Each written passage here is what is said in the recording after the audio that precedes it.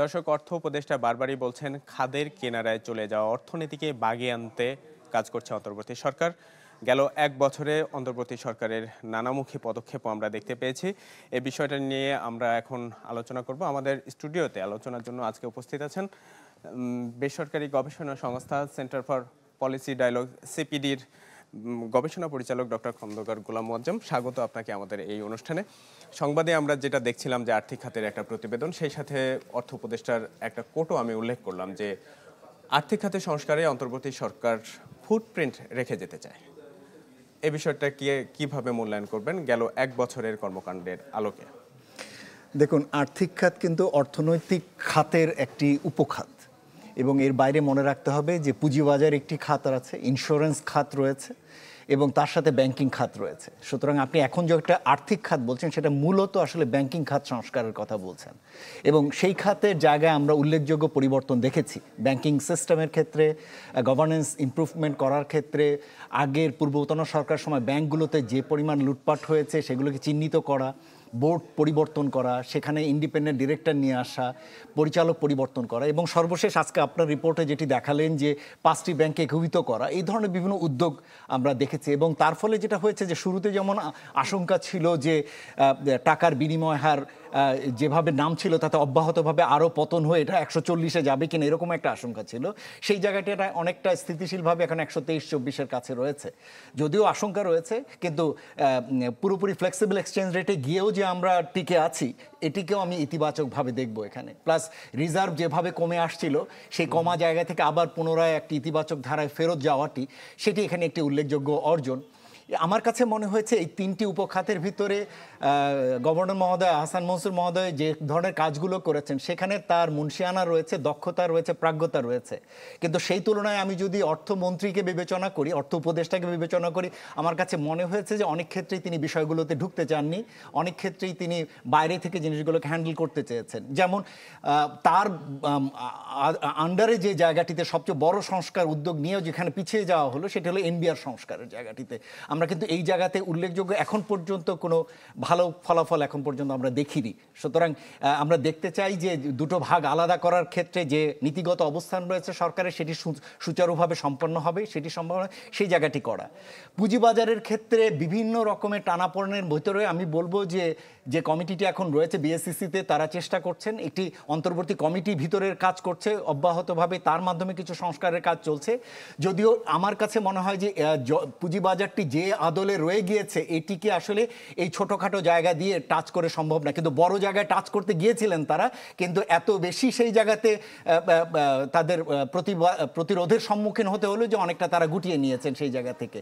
আর সর্বশেষ ইন্স্যুরেন্স খাতে তো হাতই দেওয়া হয়নি সেই অর্থে। সুতরাং সব মিলে বলা যেতে পারে যে 4টি খাত উপখাতের মধ্যে একটি জায়গায় উল্লেখযোগ্য কিছু পরিবর্তন দেখছে। ফুটপ্রিন্ট রাখা আমার কাছে এটা অনেক বড় স্টেটমেন্ট মনে হয়, যে ফুটপ্রিন্টের জায়গায় তারা অন্তত পুনরুদ্ধারের জায়গাতে, ব্যাংকিং খাতে পুনরুদ্ধারের জায়গাতে যতটুকু করছেন এই কাজটুকুই ঠিক মতো শেষ করতে পারলেও আমরা খুশি হব। হ্যাঁ, ধন্যবাদ। ইতিবাচক দিকগুলো আপনি খুব ভালোভাবে উল্লেখ করেছেন। এখানে এনবিআর পদক্ষেপ তো সরকার নিয়েছে, এখন অধ্যাদেশ পরিপূর্ণভাবে জারি হওয়ার ক্ষেত্রে খানিকটা সময় লাগছে, কিন্তু যদি সরকার এই সিদ্ধান্ত না নেয় তাহলে তো আইএমএফ এর কাছে ঋণের প্রতিশ্রুত যে ঋণ রয়েছে সেক্ষেত্রে জবাবদিহিতা রয়ে যাবে। তো এটা একটা বিষয়। আরেকটা হচ্ছে যে এই যে সংস্কারের ক্ষেত্রে সরকার কি শুধু একা পারবে? এখানে তো অনেকগুলো অংশীজন জড়িত। সেই অংশীজনদের কাছ থেকে কি এই অন্তর্বর্তী সরকার স্বল্প সময়ে প্রত্যাশিত সহযোগিতা পেয়েছে? সত্যি কথা বলতে আসলে অন্তর্বর্তী সরকার তার কাঠামোর চেয়ে বড় রকমের দায়িত্ব নিয়ে ফেলেছেন। আমি শুরু থেকেই বলে এসেছি যে অন্তর্বর্তী সরকারের উচিত ছিল নির্বাচনকে সুষ্ঠুভাবে সম্পন্ন করা এবং একটি নতুন রাজনৈতিক উত্তরণের মাধ্যমে নতুন একটি নির্বাচিত সরকারের কাছে দেওয়া। যত ধরনের অর্থনীতিতে সমস্যা দেখছেন এর সবগুলোর সাথেই রাজনৈতিক সংশ্লেষ জড়িত। সুতরাং এইগুলো রাজনৈতিকভাবে এগুলো সমাধান না করতে পারলে এগুলো পুনরায় ফিরে আসবে। আপনি যে এনবিআরের যে অধ্যাদেশটি বাস্তবায়ন করা গেল না, তার ভিতরেও কিন্তু সেই রাজনৈতিক সংশ্লেষ যেমন রয়েছে, উপরন্তু ব্যুরোক্রেসির সঙ্গে অন্যান্য যে ক্যাডারদের মধ্যে যে অন্তর্নিহিত যে দ্বন্দ্বগুলো চলছিল সে দ্বন্দ্বের একটা বহিঃপ্রকাশ সেখানে হয়েছে এবং সেটি এই যে সার্কুলারটি যেটি অধ্যাদেশ যেটি জারি হয়েছে সেখানেও সেটি রিফ্লেক্ট হয়েছে। কে প্রধান হবেন, কে বিভিন্ন বিভাগের দায়িত্বে থাকবেন, কার হাতে কোন ক্ষমতা থাকবে, এই দ্বন্দ্ব চলছে এখনো এটা কিন্তু সমাধান হয়নি। যদিও 4 জন উপদেষ্টাকে দায়িত্ব দেওয়া হয়েছে কিন্তু তারাও এখন পর্যন্ত সেই জায়গায় সমাধান হয়নি। মোট কথা যে বিষয়টি মনে রাখা দরকার যে বাংলাদেশের ক্ষেত্রে সংস্কারের ক্ষেত্রে যদি ব্যুরোক্রেসিকে সাথে না নিয়ে আসা যায়, ব্যুরোক্রেসিকে যদি প্রস্তুত না করা যায় সেই সংস্কারের জন্য, আপনি বাইরে থেকে যতই রাজনৈতিকভাবে ইম্পোজ করেন, ব্যুরোক্রেসি সেটিকে যেহেতু ইমপ্লিমেন্ট করবে তাদেরকে যদি ওটার ভিতরে অনবোর্ড না করা যায়, ব্যুরোক্রেসি বলতে আমি বুঝাচ্ছি অ্যাডমিন এবং নন অ্যাডমিন অন্য ক্যাডারগুলোকে বুঝাচ্ছি, তাদেরকে যদি ওটার ভিতরে যদি প্রস্তুত না করা যায়, বাইরে থেকে যতই চাপিয়ে দেন ওই ভিতরে গিয়ে সেটা সবসময় এটা ডিলি ডালির মধ্যে পড়ে যাবে এবং এটা বাস্তবায়ন হবে না, যেটা এখনো আপনি দেখতে পাচ্ছেন। এনবিআরটি করতে পারছি না, বাকিগুলো তো দূরে থাক। সুতরাং আমি মনে করি যে ভবিষ্যতের নিরিখে নতুন যে রাজনৈতিক সরকার আসছে তাদের উচিত হবে এমন একটি ডায়নামিক ব্যুরোক্রেসি নিয়ে আসা যারা তাদের রাজনৈতিক বিষয়গুলোর ক্ষেত্রে বাস্তবায়নের জন্য একই সাথে কাজ করে, নতুবা একই রকমের এই ডিলি ডালি বা একই রকমের দীর্ঘসূত্রিতার প্রক্রিয়ায় আমরা নির্বাচন উত্তরকালেও আসলে দেখতে থাকবো। আওয়ামী সরকারের সময় আমরা দেখেছি যে প্রশাসন আওয়ামী সরকারকে ঘিরে ধরে রেখেছিল বলা হয়ে থাকে, সে দলের অনেক নেতাকর্মীরাও এরকম অভিযোগ নিয়ে থাকেন। তো পরবর্তীতে যে রাজনৈতিক সরকার আসবে তারা কি কাঙ্ক্ষিত আমলাতন্ত্রকে এই স্বল্প সময়ের মধ্যে কিভাবে তাদের মতো করে সাজাতে পারবে? 1 নম্বর। 2 নম্বর হচ্ছে অন্তর্বর্তী সরকারের কাছে তো সময় কম ছিল, মাত্র 1 বছর। সেখানে জুলাই অভ্যুত্থানের পর যে বহুল সংস্কারের একটা প্রত্যাশা তৈরি হয়েছিল, সেই দিক থেকে তো অর্থ উপদেষ্টার ভাষায় ফুটপ্রিন্ট রাখার ছোট ছোট পদক্ষেপই তো অন্তর্বর্তী সরকারের ক্ষেত্রে আমরা দেখেছি। তো সরকার তো সেদিকে এগোচ্ছে। আমার কাছে যেটি মনে হয়েছে যে যদি সরকার আদতেই বড় সংস্কার উদ্যোগ চাইতেন তাহলে এই আগের সরকারের সময় যেখানে 48টি বিভাগ উপবিভাগের জন্য প্রায় 40-42 জন মন্ত্রী উপমন্ত্রী ছিলেন, এখানে সেটি 22 জন বা 24 জনকে দিয়ে এটা করা হয়েছে। আপনি যদি রিয়েলি সংস্কারকে মিন করতেন তাহলে আসলে প্রত্যেকটি মন্ত্রণালয় বিভাগের জন্য আলাদা করে উপদেষ্টা নিয়োগ করতেন, কেননা সেই কাজটি তা না করে আপনি একজন উপদেষ্টার অধীনেই বিদ্যুৎ জ্বালানি দিয়েছেন, তার অধীনে যোগাযোগ দিয়েছেন, তার অধীনে রেল দিয়েছেন এবং তার অধীনে সড়ক দিয়েছেন। এইভাবে কখনো আসলে সংস্কার হতে পারে না, কারণ 4টি খুবই গুরুত্বপূর্ণ মন্ত্রণালয় বিভাগ এবং 4টিতেই ব্যাপক রকমের অভিযোগ রয়েছে পূর্বতন সরকারের সময়, সেই কাজগুলো এখানে দিয়েছেন। অর্থ উপদেষ্টা শুরুতে অর্থ মন্ত্রণালয়ের দায়িত্বে ছিলেন, পরিকল্পনার দায়িত্বে ছিলেন, শিক্ষায় ছিলেন। পরবর্তীকালে দেখা গিয়েছে যে এই অতি চাপের কারণে সরে গিয়ে তিনি শুধুমাত্র অর্থ উপদেষ্টার দায়িত্বে নিয়েছেন পুরো। সুতরাং আমি যদি রিয়েলি সংস্কার চাই তাহলে আসলে শুরু থেকে সেই মানসিকতা নিয়ে আসলে এগোনো দরকার ছিল এবং সেই ধরনের লোকবল নিয়ে আসলে আপনার দরকার ছিল। আমার কাছে তো মনে হয় যে প্রধান উপদেষ্টার অধীনে যে গ্রুপটি রয়েছে এখানে, তারাও আসলে কতটুকু সংস্কার মানসিকতা নিয়ে আসলে এখানে রয়েছেন সেটি যেমন প্রশ্ন। উপরন্তু যেটি বলছিলাম যে ব্যুরোক্রেসিকে যদি আপনি না রেডি করতে পারেন তাহলে আপনি যাই করেন বাইরে থেকে ওটা দেখা যাবে যে এটা বাস্তবায়নের ক্ষেত্রে গিয়ে এটা আটকে যাবে। তো সেই সমস্যা যেমন এখনও রয়েছে, আগেও ছিল, আমার আশঙ্কা হয় ভবিষ্যতেও থেকে যাবে যদি নতুন রাজনৈতিক সরকার সেই জায়গায় বড় রকমের কোনো উদ্যোগ না নেয়। এক্ষেত্রে তো অর্থনীতিবিদদের আমরা দেখেছি নানা ক্ষেত্রে নানা ইস্যু ধরে সরকারকে নির্দেশনা, সাজেশন, পরামর্শ যায় বলে সেটা দিতে। সম্প্রতি আমরা দেখছি যে অন্তর্বর্তী সরকার গঠনের পর বিএনপির নেতারা যেভাবে নির্বাচন করে পাগল হয়ে যাওয়ার মতো একটা, সেই ভাষায় অর্থনীতিবিদরাও শুরু করেছেন যে কাঙ্ক্ষিত নির্বাচন না হলে প্রত্যাশিত যে উন্নয়ন সেটি সম্ভব হচ্ছে না। বাস্তবতার নিরিখে সেটা হতে পারে, কিন্তু অর্থ উপদেষ্টার ভাষায় ফুটপ্রিন্ট রেখে যেতেও তো খানিকটা সময় লাগে। আর অর্থ উপদেষ্টা অথবা সরকারের দিক থেকেও তো আমরা নির্বাচনের যে কাঙ্ক্ষিত একটা রোডম্যাপ সেটারও তো আভাস পাচ্ছি। তাহলে অনিশ্চয়তা কোথায় রয়ে যাচ্ছে? এই জায়গায় যেটি বলা যে আমি আসলে নির্বাচনের যে বিষয়টি এখন এসছে, আমি বহু আগে আসলে এই নির্বাচনটি জুন 2025-এ কথা বলেছিলাম। আমার কাছে মনে হয়েছে যে অন্তর্বর্তী সরকারের মূল কাজটি হওয়া উচিত রাজনৈতিক উত্তরণ এবং একটি নতুন সরকারের কাছে দেয়া। যতই আমরা চাই, আমরা অনেক ভালো জিনিস প্রত্যাশা করতে পারি, কিন্তু বাস্তবায়নের কাজটি কিন্তু এত সহজ না। আরেকটা যেটি গুরুত্বপূর্ণ বিষয়, আমাদের মৌলিক ভিত্তির জায়গাগুলো এত দুর্বল, আমাদের অর্থনৈতিক প্রতিষ্ঠানগুলো এত দুর্বল, যে এজেন্টরা এগুলোর মধ্যে কাজ করে তারা এত রকমভাবে দুর্নীতিগ্রস্ত এবং সেই জায়গাগুলোতে এত রকম ইনফর্মালিটি রয়েছে, সেগুলোকে আপনি না ঠিক করে আপনি হুট করে কোনো কিছু চাপিয়ে দিলে এটা শুধুমাত্র উপর থেকে চাপিয়ে যাবে, এটা আসলে টেকসই হবে না। যেটা আপনি এনবিআর সংস্কারের ক্ষেত্রে দেখছেন, আপনি উপর থেকে চাপিয়ে দিতে চেয়েছিলেন, সেটা আসলে আউটবার্স্ট করেছে। এখন যদিও বিভিন্ন রকম হুমকি ধামকি দিয়ে সেটা একরকম রাখা হয়েছে, কিন্তু এই জায়গা থেকে আপনি আসলে যেতে পারবেন না। আমার কাছে মনে হয়েছে যে সংস্কারের জায়গাটি এই সরকারের জন্য উচিত ছিল আসলে মূলত সুপারিশমালাগুলো নিয়ে আসা, যেটা মোটামুটি ভালোই একটি সুপারিশমালা পাওয়া গিয়েছে। সেটা এনবিআর বলুন, সেটা পুঁজিবাজার কেন্দ্রিক বলুন, সেটা প্ল্যানিং কমিশনের আন্ডারে যে মন্ত্রণালয় বিভাগ রয়েছে তাদের আন্ডারে বলুন, এ ধরনের কিছু সুপারিশ পাওয়া গিয়েছে। শ্রম সংস্কার কমিশন হয়েছে, অন্যান্য স্থানীয় সংস্কার কমিশন, সেখান থেকেও প্রচুর পাওয়া গিয়েছে। সুতরাং এই কাজটুকুই আসলে তাদের দিক থেকে আমার কাছে গুরুত্বপূর্ণ মনে হয়। ফুটপ্রিন্টের যে কথাটি বলছেন, আমি বলবো যে যতটুকু তারা তাদের অধীনস্থ আচরণের ভিতর থেকে, কাজের ভিতর থেকে যতটুকু করতে পারছেন, সেটুকুকেই আমি আসলে বলতে চাচ্ছি ইতিবাচক।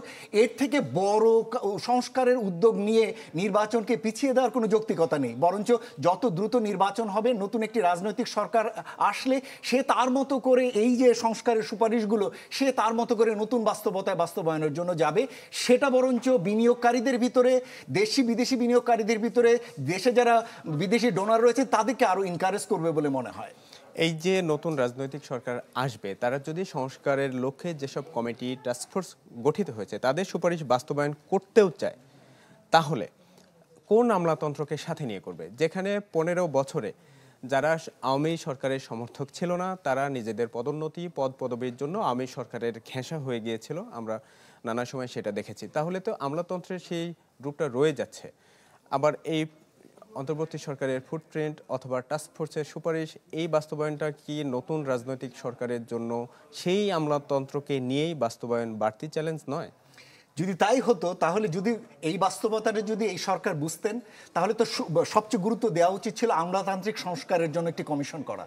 আমরা কিন্তু এখনো ওই ধরনের কমিশনের কোনো রিপোর্ট কিন্তু পাইনি যে আমলাতান্ত্রিক সংস্কারের ক্ষেত্রে পাবলিক এক্সপেন্ডিচার রিফর্ম কমিশনের হওয়া উচিত ছিল, সেটা পাইনি। রাজনৈতিক দল সংস্কারের ক্ষেত্রে কমিশন হওয়া উচিত ছিল, সে ধরনের কিন্তু কমিশন হয়নি, রিপোর্টও আসেনি, যদি অন্যান্য কমিশনের টুকটাক কিছু কিছু এসছে। মনে রাখা দরকার যে এই জায়গাগুলোতে রাজনৈতিক নেতৃত্বের প্রাজ্ঞতা দরকার, দক্ষতা দরকার, যোগ্যতা দরকার। এবং নতুন যে সরকার আসবেন তারা তাদের বিভিন্ন পদ পদবিতে যাদেরকে নিযুক্ত করবেন, আমরা প্রত্যাশা করব সেই জায়গাগুলোতে দক্ষ যোগ্য লোক নিযুক্ত হবে। মনে রাখবেন যে আমলাতন্ত্রের বাইরেও সরকারের যে 2টি বা 3টি স্তম্ভ রয়েছে, 3টির ভারসাম্য দরকার। একটি হলো নির্বাহী বিভাগ, একটি হলো বিচার বিভাগ, আর একটি হলো আইন বিভাগ। আপনি কিন্তু আমলাতন্ত্র হচ্ছে আপনার নির্বাহী বিভাগের একটি অংশ, কিন্তু আপনার কাছে কিন্তু বিচার বিভাগ এবং আইন বিভাগ রয়েছে, যার মাধ্যমে কিন্তু আপনি নিয়মিতভাবে আমলাতন্ত্রের কার্যক্রমকে মনিটর করতে পারেন এবং তার বিরুদ্ধে ব্যবস্থা নিতে পারেন। সংসদীয় স্থায়ী কমিটিগুলো যদি প্রপারলি কাজ করে, পাবলিক সেক্টর রিফর্ম রিলেটেড যে পিএফএম রিলেটেড যে সমস্ত স্থায়ী কমিটি রয়েছে, accounts committee, estimate committee, undertaking committee রয়েছে, সেগুলো যদি সঠিকভাবে কাজ করে, আমলাতন্ত্রকে যদি সেখানে অ্যাকাউন্টেবল করে, তাহলে অনেক বেশি সম্ভব এই ধরনের জায়গাগুলোতে ভারসাম্য আনা। এবং এখানে যদি কোনো জায়গায় দুর্নীতি থাকে, কোনো জায়গায় অনিয়ম ঘটে, তাহলে তো বিচার বিভাগ রয়েছেই। নির্ভর করছে আপনি কতটা দক্ষ যোগ্য লোককে নির্বাচনের এমপির জন্য মনোনীত করছেন, চেয়ারম্যান হিসেবে কাদেরকে মনোনীত করছেন, এবং সরকারের বিভিন্ন গুরুত্বপূর্ণ শীর্ষ পদগুলোতে কোন যোগ্যতায় কাদেরকে নিযুক্ত করছেন। যদি এই জায়গাটিতে একটি ভারসাম্য রাখতে পারে এই সরকার, নতুন সরকার, তাহলে আমার ধারণা যে অনেক ভালো ফল পাওয়া সম্ভব। সরকারের পলিসি নিয়ে যারা আপনারা কাজ করেন তাদের কাছ থেকে আমরা এই ধরনের আলোচনা নানা সময়ে শুনে অভ্যস্ত, আজকেও সেটা। তো বর্তমান বাস্তবতায় বর্তমান যারা রাজনৈতিক দল আছেন, যারা আগামীতে সংসদ গঠন করবেন, তাদের কাছে কি আপনি এই প্রত্যাশা করতে পারেন যে প্রত্যাশাটা অন্তর্বর্তী সরকারের কাছে সাধারণ মানুষের ছিল? আমি আসলে অন্তর্বর্তী সরকারের কাছেও অতিরিক্ত প্রত্যাশা করি না, নতুন সরকারের কাছে অতিরিক্ত প্রত্যাশা করি না। মনে রাখবেন যে যে কোনো একটা দেশের যখন উত্তরণ ঘটে, এটা আসলে স্টেপ বাই স্টেপ ঘটে। হঠাৎ করে আপনি একটা বড় রকমের সংস্কার, বড় রকমের একটা পরিবর্তন এনে সেটাকে আপনি স্থায়িত্ব দিতে পারবেন না। এবং এখানে বোঝা দরকার যে আমাদের অর্থনীতির ভিত যেমন দুর্বল, আমাদের নৈতিক ভিত যেমন দুর্বল, আমাদের মনিটরিং অ্যাকাউন্টেবিলিটি সিস্টেম যেমন দুর্বল, এই জায়গাগুলোকে ধাপে ধাপেই আসলে উন্নতি করা সম্ভব। আপনি একদিনই একজন সুফি দরবেশ পাবেন না, এবং আপনি একদিনই সমস্ত সিস্টেমগুলোতে কোনো করাপশন হবে না, এটা কোনো দিনই আপনি পাবেন না। এটা আসলে একটা দেশের অর্থনৈতিক রাজনৈতিক উত্তরণের মাধ্যমে ধীরে ধীরে এই কাজটি হয়। আমরা যেন ওই প্রক্রিয়াটিকে বন্ধ না করি, আমরা যেন ধারাবাহিকভাবে উত্তরণের কার্যক্রমে থাকি, আমরা যেন আগামীকালকেই একটা ভালো সুন্দর কোনো ধরনের দুর্নীতি থাকবে না এরকম প্রত্যাশা থেকে যেন বেরিয়ে যাই। বরঞ্চ আমরা এই যে ধরনের সংস্কার কাজগুলো, প্রস্তাবনাগুলো আসলো, এই কাজগুলো যেন জাস্ট এগুলো যেন আগামীতে বাস্তবায়নের লক্ষ্যে যেন কার্যক্রম অব্যাহত থাকে, এটুকুই প্রত্যাশা। আমরা আগামীকালকে সব ঠিক হয়ে যাবে, এটা এই প্রত্যাশাটা করাটা থেকে দূরে থাকা দরকার। তাহলে অন্তর্বর্তী সরকারের কাছে যে 1 বছরে আমাদের প্রত্যাশা অনেক বেশি ছিল না? অবশ্যই, এবং আমি এই কথাটি শুরু করেছি আপনাকে যে অন্তর্বর্তী সরকারের মূল কাজটি হওয়া উচিত ছিল এটি গণতান্ত্রিক উত্তরণকে নিশ্চিত করা, যেটি এখন তারা করছেন, এবং তার বাইরে অন্যান্য যে সংস্কারের কাজগুলো করেছেন এটিকে আসলে আমি সুপারিশ হিসেবে রাখার পক্ষপাতী। এবং বাকি যেটুকু হচ্ছে যতটুকু যা করে যেতে পারছেন সেটুকুকে আমি বলবো যে এটুকু আমাদের জন্য ইতিবাচক, কিন্তু বড় সংস্কার শেষ করা এটি অবশ্যই দীর্ঘমেয়াদী প্রক্রিয়া। ধন্যবাদ আপনাকে। আমাদের আলোচনার সময় শেষ হয়ে যাচ্ছে। গুরুত্বপূর্ণ একটা প্রশ্ন যেটা করতে চাই যে অর্থ উপদেষ্টা দুদিন আগে বলেছেন যে ব্যবসায়ীরা আনুষ্ঠানিকভাবে এলডিসি উত্তোলন আরও 3 বছর পিছিয়ে দিতে চান। সরকার চান নির্ধারিত সময়ে এলডিসির উত্তোলন ঘটুক। এ বিষয়টিকে কিভাবে দেখেন? ব্যবসায়ীদের দাবি যে অর্থ উপদেষ্টার ভাষায় যদি বলি, তাদের খাই পাওয়া না পাওয়া এই অভিযোগ তো দীর্ঘকালের। এই জায়গাটাতে আমার মনে হয় আমি অর্থ উপদেষ্টার সঙ্গে কিছু কিছু জায়গায় একমত। আমিও মনে করি যে সঠিক যে সময় নির্ধারিত হয়েছে এই সময়ই আসলে এলডিসি গ্র্যাজুয়েশনের কাজটি শেষ হওয়া দরকার, অর্থাৎ নভেম্বর 2026। এই জায়গায় ব্যবসায়ীদের যে দাবি রয়েছে তার কোনো কোনো ক্ষেত্রে যৌক্তিকতা আছে সত্য, কিন্তু মনে রাখা দরকার যে এলডিসি গ্র্যাজুয়েশন পিছিয়ে দেওয়ার মাধ্যমে আমরা দুটো ইঙ্গিত নিতে পারি ব্যবসায়ীদের। একটা হচ্ছে যে ইনসেন্টিভগুলো পাচ্ছি সেটা যেন অব্যাহত থাকে, অর্থাৎ এক্সপোর্ট মার্কেটে যেন আমরা যে ডিউটি ফ্রি মার্কেট অ্যাক্সেস পাচ্ছি সেটা যেন থাকে, অথবা দেশের ভিতরে আমরা যে বিভিন্ন রকম সাবসিডি ইনসেন্টিভগুলো পাচ্ছি সেটা যেন থাকে। কিন্তু অন্যান্য যে জায়গাগুলোতে সংস্কার করা দরকার, অর্থাৎ আমাদের ইন্টারেস্ট রেটের ক্ষেত্রে সংস্কার দরকার, আমাদের লাইসেন্সিং রেজিস্ট্রেশন প্রসেসের সংস্কার দরকার, এই জায়গাগুলোতে দুর্নীতি কমিয়ে আনা দরকার, সেই ধরনের সংস্কারের জায়গায় কিন্তু আমরা কোনো উদ্যোগ নিচ্ছি না।